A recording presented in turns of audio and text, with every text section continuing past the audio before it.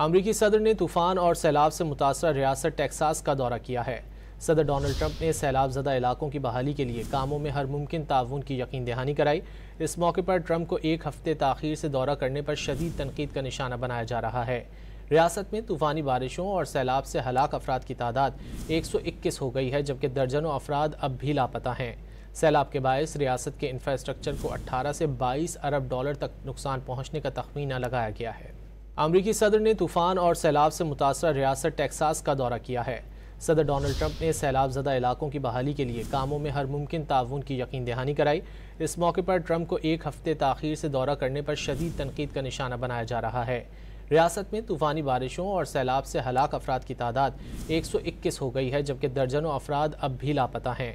सैलाब के बायस रियासत के इंफ्रास्ट्रक्चर को 18 से 22 अरब डॉलर तक नुकसान पहुँचने का तखमीना लगाया गया है। अमरीकी सदर ने तूफान और सैलाब से मुतासर रियासत टेक्सास का दौरा किया है।